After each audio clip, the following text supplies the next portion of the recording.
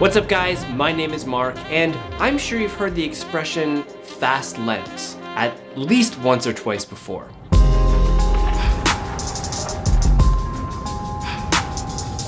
Well, in this video, I'm going to talk to you about what exactly that means, why you might want one, and how vintage is the most affordable way to experiment with one, or two, or 10.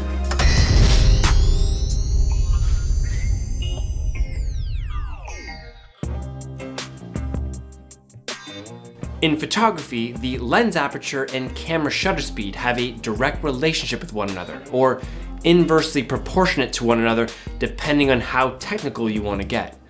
Both are used as a way to control the light in your exposure.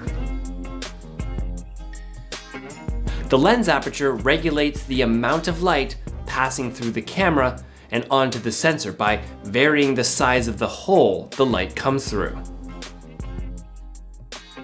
The wider the aperture, represented by a smaller f-stop number, the more light comes through the lens. The smaller the aperture, represented by a larger f-stop number, less light comes through the lens. The shutter speed controls the length of time by which the sensor of your camera is exposed to light. The unit of measurements are in seconds, or fractions of seconds, where 1/1000th of a second is faster than 1/500th of a second. Now the term fast lens is referred to a lens that has a wider maximum aperture, which lets in more light, and because of this you can use faster shutter speeds, even in low light situations, to achieve the same exposure. Hence the expression, fast lens.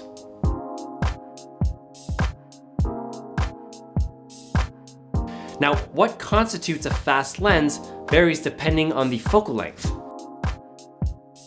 Generally speaking, in the focal length region of 50 to 100 millimeters, f2 and wider would be considered fast. Outside this range, maximum apertures tend to be slower. f2.8 is considered fast for anything above a moderate telephoto or wide-angle lens. Now, prime lenses generally tend to be faster than zooms of similar focal lengths as well. So, why would you want to shoot with a fast lens? For me, the answer is pretty simple. Not only does it open up the possibilities of shooting handheld in lower light situations, but the image characteristics rendered with a wider maximum aperture setting can open up the creative floodgates in how and what you shoot. Now for many, the most sought after property with faster lenses is creamy bokeh, smooth backgrounds, and a shallower depth of field. These image properties can really help isolate and draw more attention to your subject. And this can be used in both photography and cinematography for more intimate scenes where you want the audience's attention on a particular subject or item in the frame.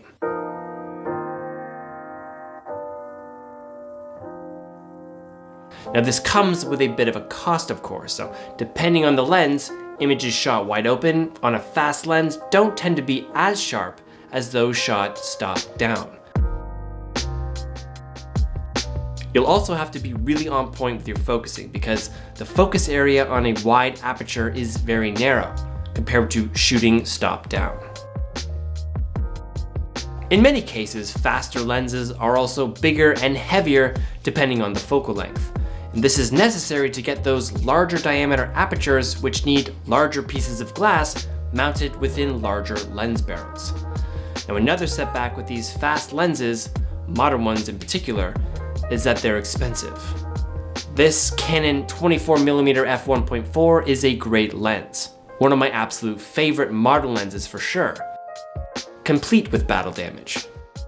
But it costs $1,500, which is a lot for a single lens, especially if photography is a hobby.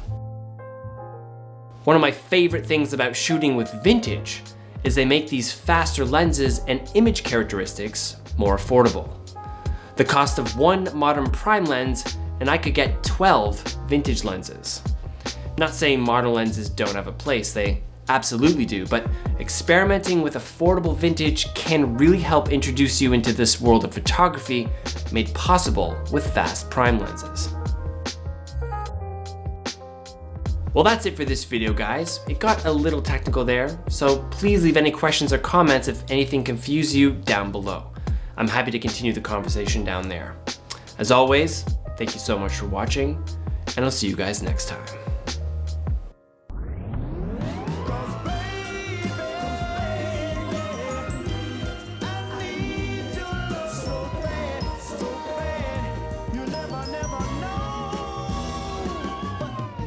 Just to give you guys an idea of size and weight difference between a fast and less fast lens, this is the Super Multicolored Takumar 35mm f2, and this is the much heavier and much bigger Carl Zeiss 35 f1.4. So we're getting a whole bunch of stops more light there, and the size difference is massive. It's a completely different lens.